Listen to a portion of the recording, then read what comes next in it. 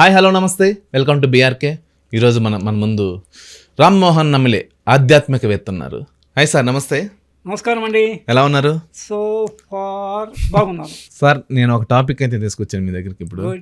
So ఆత్మ అసలుకి ఉందంటారా లేదంటారా? Hmm. ఎంతో మంది ప్రభావితం చేస్తున్న ప్రశ్న ఇది. మీరేమంటారు? మనకి కొన్ని వినబడతాయి, కొన్ని వినబడవు. మ్మ్. ఏవి వినబడతాయి, ఏవి వినబడవు. అంటే ఆత్మల్లో కూడా కొన్ని సౌండ్స్ వినిపిస్తాయి, కొన్ని సౌండ్స్ ఏవి వినిపిస్తాయి. వినబడతాయి అంటే మన సైన్స్ ప్రకారంగా ఏవి వినిపిస్తాయి, ఏవి వినపడవు. Decibels, sound unit decibels. ఒక పర్టికులర్ రేంజ్ డెసిబెల్స్ ఆ మధ్యలో ఉంటేనే మనకు వినబడతాయి. అంతకన్నా తక్కువ వినబడవు, అంతకన్నా ఎక్కువ వినబడవు. That is one thing. వినబడేటివి కూడా రేంజ్లో ఉన్నాయి కూడా మనం వింటే వినబడతాయి, వినకపోతే వినబడవు. చెవులు మూసుకుంటే వినబడవు. మీరు ఏదైనా మాట్లాడుతున్నారు, నాకు ఇష్టం లేకపోతే ఐ నీడ్ నాట్ హియర్ కదా. అలాగే కొన్ని కనబడతాయి, కొన్ని కనబడవు. అవునా? అవును. కనబడనివన్నీ లేనట్టు కాదు కదా. అవును. అప్పుడు బెనిఫిట్ ఆఫ్ డౌట్ పాస్ చేయాలి. ఉండి ఉండవచ్చు అనేసి. ఆ కోవకు చెందిందే ఆత్మ. ఓకే. ఆత్మ ఉంది లేదు మనకి తెలియదు. మనం ఎంతవరకు రీచ్ కాగలం అంటే మనిషికి ప్రాణం ఉందా లేదా. నంబర్ 1. సెమీ ప్రాణం అన్న కాన్సెప్ట్ కూడా ఉంది. సెమీ ప్రాణం ఎట్లా అంటే నా భాషలో నేను కోమాలో ఉంటారు కొంతమంది. Cinema actors Savitri was a long period in coma. 6 months 1 year ఉండింది. ప్రాణం పోలేదు కానీ చైతన్యం లేదు. సో ఈ సెమీ ప్రాణం అంటే మీరు ఇంకా మీ ఇష్టం వచ్చిన పదం మీరు వాడండి. ఆర్ ఇంగ్లీష్లో విసే కాన్షియస్, సబ్ కాన్షియస్. సబ్ అంటే సెమీ కాన్షియస్, అన్కాన్షియస్. ఎప్పుడన్నా ఒక 5 నిమిషాలు 2 నిమిషాలు మూర్చిపోతారు. Is unconscious. Are you conscious of it అంటే స్ఫురణలో ఉందా అనేదానికి. సో ఆత్మ అనేది మనకి రీచ్ అయ్యేటువంటి విషయము కాదు కనుక ప్రాణం వరకు మనకి రీచ్ కావచ్చు. ఇంకోటి సెల్ఫ్ అంటాం. సెల్ఫ్, స్పిరిట్ ఇంగ్లీష్ పదాలు. దానికి ఈక్వలెంట్గానే కొంచెం అటు ఇటుగా ఆత్మ. ఇన్నర్ సెల్ఫ్, అవుటర్ సెల్ఫ్ అని మనకి 2 ఉన్నాయి కదా. మన లోపల ఇంకొక ఎంటిటీ ఉందా లేదా మనం ఫీల్ అవుతాం కదా, లోపల ఇంకొకడు ఉన్నట్టు. అవును. మనము ఎవ్వడు బయట మాట్లాడడానికి దొరకనప్పుడు ఇన్సైడే మాట్లాడుతుంటాం. ఆ ఇన్సైడ్ మౌన భాషలో మాట్లాడతాము. మౌన భాష అంటే సైలెన్స్లో మాట్లాడతాము. అది కొంచెం ముదిరితే మీరు గమనించి ఉండొచ్చు వెంకట్ గారు. రోడ్డు మీద మనం వెళ్తుంటే కొంతమంది వాళ్ళు బిగ్గరగా మాట్లాడతారు. అంటే బిగ్గరగా అంటే మరి పిచ్చి అని కాదు, మనకి వినిపించేటట్టు ఆయన కానీ ఆమె కానీ వాడితోనే మాట్లాడుకుంటున్నారు. మనం హల్దో అనగానే అది స్టాప్ చేసి హల్దో బాగున్నారా అంటారు. ఇది మీరు డిడ్ యూ ఎక్స్పీరియన్స్ దిస్? మనకి మామూలుగా why it is happening that one. So ఇవన్నీ మనము అనలైజ్ చేసుకోవాలి. ఆత్మ దగ్గరకు వస్తే కూడా పరమాత్మ, జీవాత్మ. మనలో ఉండేది జీవాత్మ. పరమాత్మ అంటే యూనివర్సల్ ఆత్మ. మనకి జగతః పితరౌ వందే పార్వతీ పరమేశ్వరో అని ఒక శ్లోకం స్టాంజా ఉంది. అంటే మన కన్వెన్షన్లో పార్వతీ పరమేశ్వరుడు ఆది దంపతుల కింద ట్రీట్ చేస్తాము. Even Rama was worshipping Shiva. శివునికి నారాయణునికి భేదం లేదు. ఇది ఎంత అద్వైతమో ఇదంతా అంటే ఎవరికి తోచిన పద్ధతిలో వాళ్ళు ఇవన్నీ చెప్తూ వచ్చారు. ఇదంతా మన ఫీలింగే. కొంతమంది మనిషి చనిపోయిన తర్వాత శవాన్ని ఒక వారం రోజులు ఇంట్లోనే దాచిపెట్టిన సంఘటనలు మనకు మీడియాలో అక్కడిక్కడ చూస్తుంటాము. అవును కదా. ఎందుకు అంటే నమ్మకము ఎక్కువైనప్పుడు, ముదిరినప్పుడు మనసు నార్మల్ రేంజ్ కన్నా ఒక అబ్నార్మల్ రేంజ్లో పనిచేసినప్పుడు ఇవన్నీ జరుగుతుంటుంటాయి. పాత రోజుల్లో గ్రామీణ వాతావరణంలో దయ్యము, పిశాచము, భూతము ఈ పదాలు వాడేవాళ్ళు. కామిని పిశాచం అనేది ఒకటి ఉండేది, ఒక కాన్సెప్ట్. అంటే లేడీస్ వస్తే కామిని పిశాచము. కొరివి దయ్యము అనేసి మా చిన్నప్పుడు నేను వినేవాడిని. కొరివి దయ్యము అంటే అప్పట్లో దూరం ప్రయాణం చేసేటప్పుడు ఎర్లీ మార్నింగ్ 3 o'clock 4 o'clock లేచి బయలుదేరి వెళ్ళేవాడు.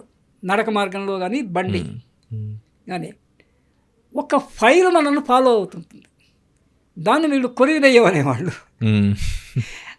మేబీ అక్కడ ఏదో ఎవరో తగిలేశారు. మనం రైల్లో వెళ్ళినప్పుడు కూడా రివర్స్లో కనిపిస్తుంటుంది కదా, ఆ టైప్లో మీరు ఎంత దూరం పోయినా కూడా అది సెంటర్ లొకేషన్లో ఉంది కనుక ఆ పైన మీకు కనిపిస్తుంది, రేషనల్లీ స్పీకింగ్.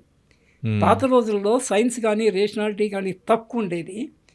ఇది and the options of it, నమ్మకమే ఇంకా మీకు శరణ్యము. నమ్మకం కూడా, వితౌట్ నమ్మకము మనిషి ఉండలేడు. అనుమానము, భయము, అరిషడ్ వర్గాలు, ఇవన్నీ కొన్ని నవరసాలు ఉన్నాయి కదా.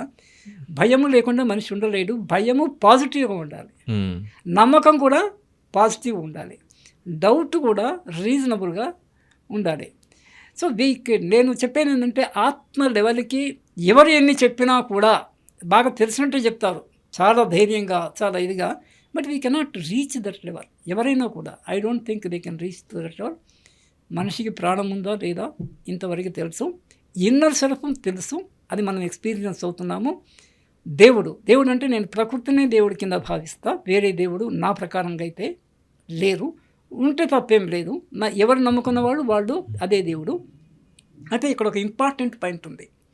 మన ఇండియన్ కాంటెక్స్ట్లో ప్రతి ఒక్క యాక్టివిటీకి ఒక దేవుడిని కానీ దేవతను పెట్టుకున్నాము. That's a good thing for the running of the society, that I agree. For example, చదువులకి గాడెస్ సరస్వతి, ఐశ్వర్యానికి గాడెస్ లక్ష్మి, కొత్త పని స్టార్ట్ చేసేటప్పుడు గాడు వినాయకుడు. These all things are okay. Creativity బ్రహ్మ.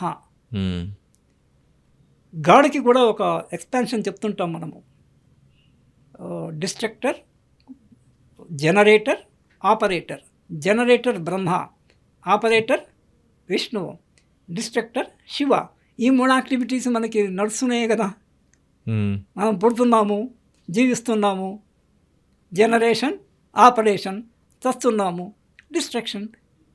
వస్తువు తీసుకున్నా అంతే, మనిషి తీసుకున్నా అంతే. 3 విషయాలు ఉన్నాయి, 3 ఐటమ్స్. ఒకటి వ్యక్తి ఆర్ జీవి, అంటే జంతువులతో కలిపి చెప్తున్నాం. చిన్న మైక్రో ఆర్గన్ నుంచి మొదలుపెట్టి హయ్యెస్ట్ ఆర్డర్ వచ్చేసి హ్యూమన్ వరకు వ్యక్తుడు, అది వాళ్ళని కూడా కలుపుకుందాము. వ్యక్తి, వస్తువు అంటే నాన్ లివింగ్ థింగ్స్. 3వది విషయము, అంటే సబ్జెక్ట్ మ్యాటర్ ఎంత ఉంది. ఈ 3 మన దగ్గర ఉన్నాయి. మనం వస్తువు అంటే బాడీ వస్తువు, మనకున్న మైండ్ నాలెడ్జ్ వచ్చేసి విషయము. మనము బాడీ విషయము, వ్యక్తి వస్తువు.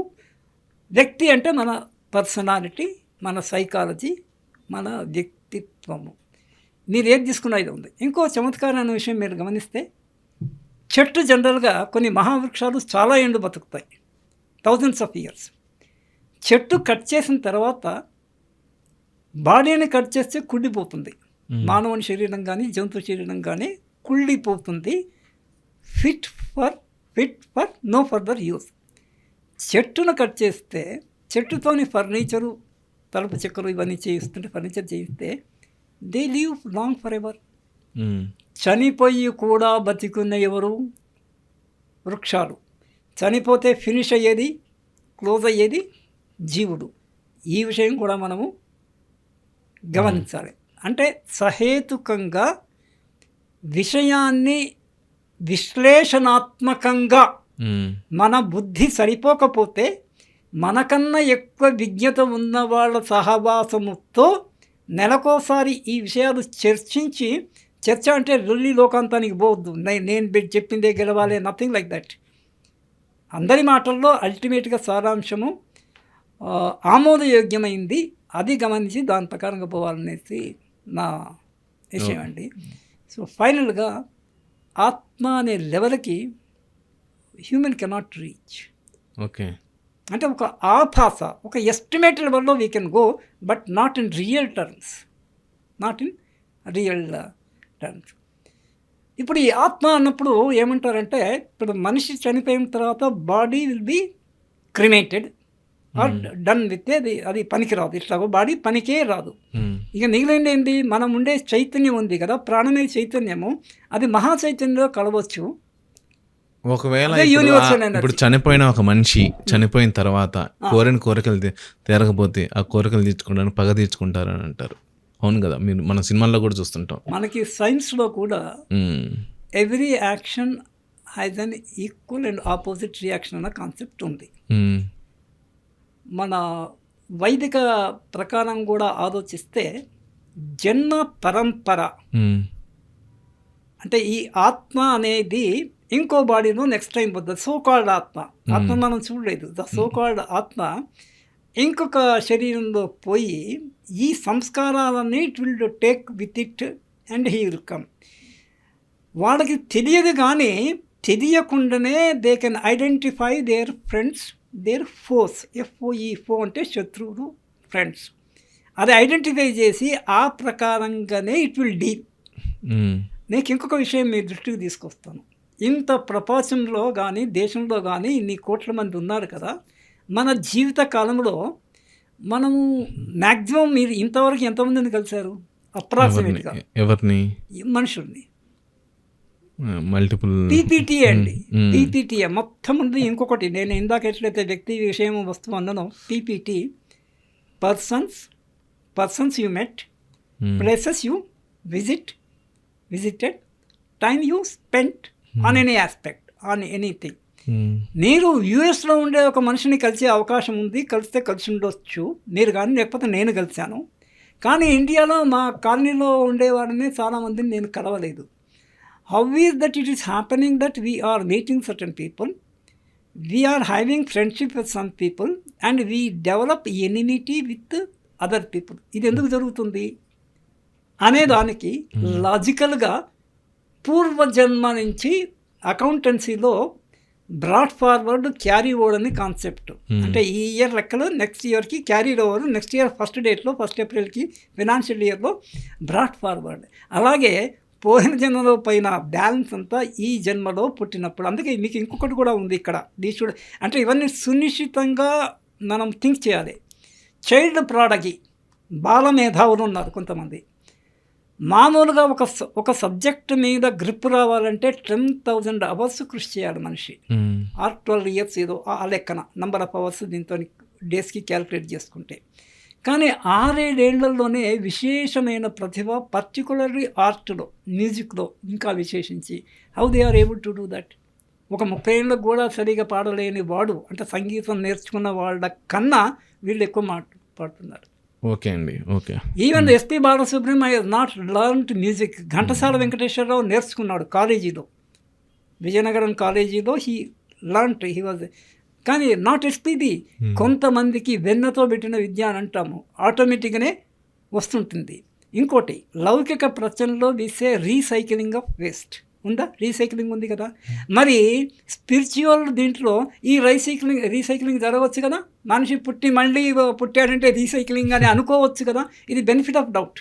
నీ నమ్మకాన్ని నమ్మాలని బట్టి you can believe it or not.